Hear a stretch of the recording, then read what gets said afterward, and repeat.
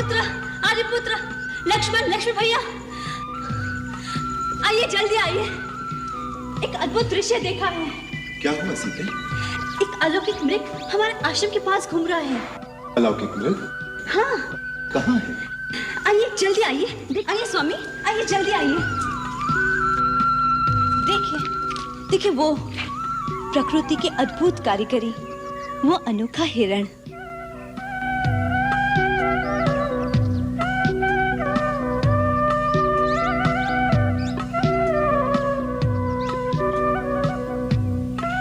ऐसा विचित्र मृग कभी देखा है?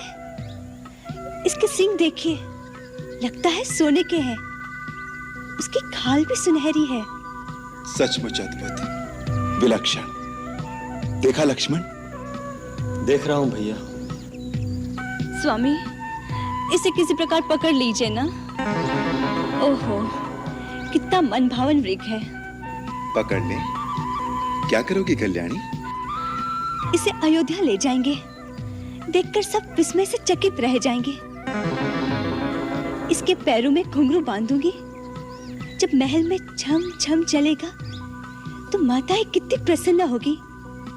नहीं तो वनवास की स्मृति स्वरूप भरत भैया को भेंट दे दूंगी। जाइए ना, जल्दी पकड़ लाइए।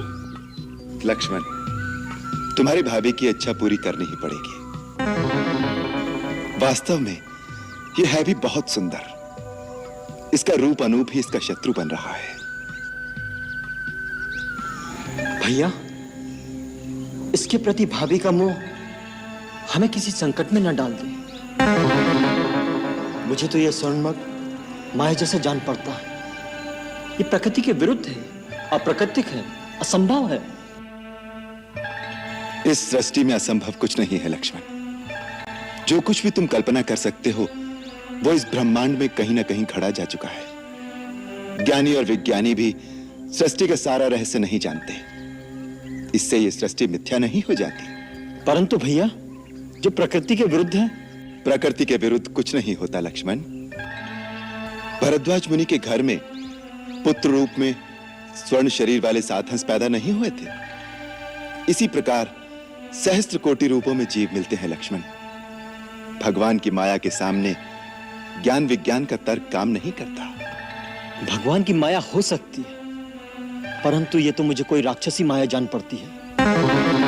याद है भैया, एक बार दंडक वन में कई राक्षस इसी तरह मृग बन के आए थे।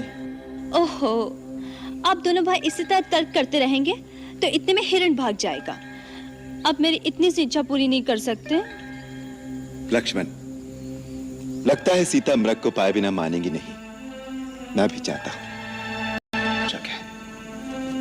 जीवित हाथ ना आया तो क्या हुआ? उसकी मृगचम कितनी सुंदर है। आपकी पूजा में आसन के काम आएगी।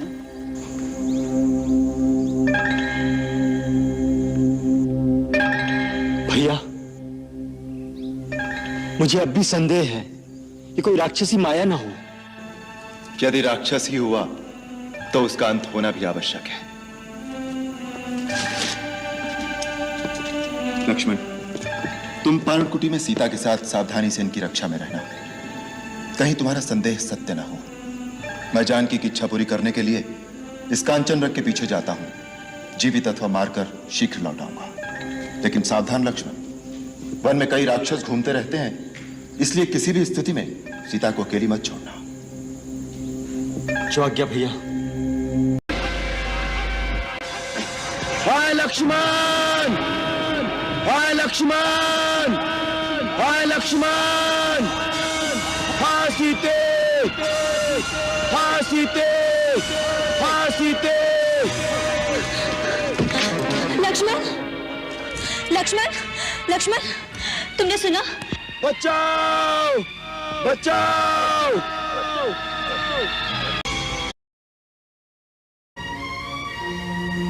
लक्ष्मण, क्या हुआ?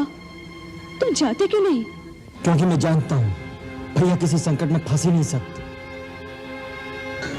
भाभी, आपके स्वामी को देव, असुर, नाग, दानव कोई परास्त नहीं कर सकता। ये कदाचित भैया की आवाज नहीं है, ये कोई धोखा है। आप इतनी अधीर ना हो भाभी, धीरज रखिए। जिसका पति संकट में हो और सहायता के लिए पुकार रहा हो, उसको तुम धीरज रखने की बात सिखा रहे हो। लक्ष्मण, क्या तुम राक्षसों के डर के मारे अपने प्राण बचाने के लिए नहीं जा रहे? मैंने तुम्हें इतना कायर कभी नहीं समझा था। भाभी, अपने भाई के सामने धनुष उठाकर अपनी वीरता के डींगे मारते रहते हो, और आज तुम सचमुच वीरता दिखाने का अवसर आया। तुम डरे हुए चूहे की भांति अपने बिल से निकलना नहीं चाहते। भाभी, भाभी, आप ऐसी बातें न कहिए। आप नहीं जानती आप क्या कह रही हैं। मैं अच्छी तरह जानती हूँ तुम्हें। जिस भाई ने तुम्हें अपने पुत्र की भांति पाला है, आज जब उनके प्राण संकट में आ गए तो तुम डर के मारे अपनी भाभी के आचरण आकर चुप गए। क्या इसी समय यही तुम्हारा कर्तव्य है? मेरा एक ही कर्तव्य है, अपने बड़े भाई श्री राम की आज्ञा का पालन करना, और वो मुझे कह गए कि मैं आपकी रक्षा के लिए यही रहूं, इसलिए मैं आपको किसी भी स्थिति में अकेला छोड़ के नहीं जा सकता। मेरी रक्षा, जिसके लिए मैं सारा संसार त्याग कर इस वन में रहने आई हूँ, जिसके बगैर मैं एक पल भी जीवित नहीं रह सकती, और जब उनके प्राण संकट में आ गए तो मेरी रक्षा करने से क्या लाभ? लक्ष्मण, अगर उनको कुछ हो गया तो मैं एक पल भी जीवित नहीं रह सकूंगी। फिर मेरे मृत शरीर की रक्षा करते रहना और पालते रहना भाई की आज्ञा। भाभी, आप समझती क्यों नहीं? भैया पर कोई आज आ ही नहीं सकता। तीनों लोगों में कोई ऐसा वीर नहीं जो उन्हें परास्त कर सके। ये किस दुर्भाग्य के कारण आपकी बुद्धि इतनी हीन हो गई है? जिसके पति के प्राण संकट में हो, उस नारी के लिए इससे बड़ा दुर्भाग्य और क्या हो सकता है? आज तुम हठ धर्मी पर उतर आए हो। सिद्धि तो तुम सदा से ही रहे हो, परंतु अपनी कायरता के कारण मेरी अवज्ञा भी करोगे, इसकी मुझे आशा नहीं थी। भाभी, आप मुझे कायर मत कहिए। कायर नहीं, तुम मेरी आज्ञा का पालन करो। भाभी, आप हट मत कीजिए, कुछ अमंगल हो जाएगा। तुम नहीं गए तो अमंगल हो ही जाएगा। लक्ष्मण, बातों में समय मत गवाओ।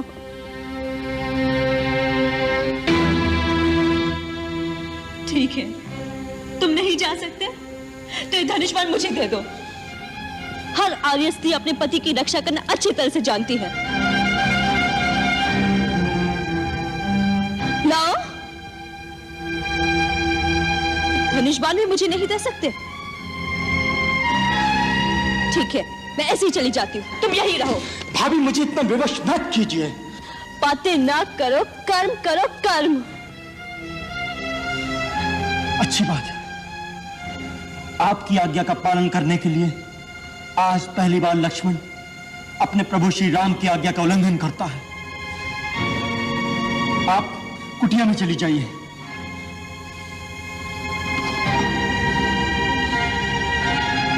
माता, आप ऊपर चली जाइए।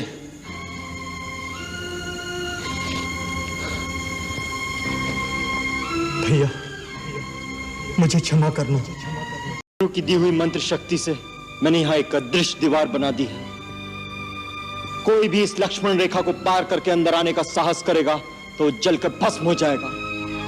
इसलिए माता, मेरी आपसे विनती है, किसी भी परिस्थिति में राम भैया के आने तक आप अपने चरण इस रेखा से बाहर न रखें।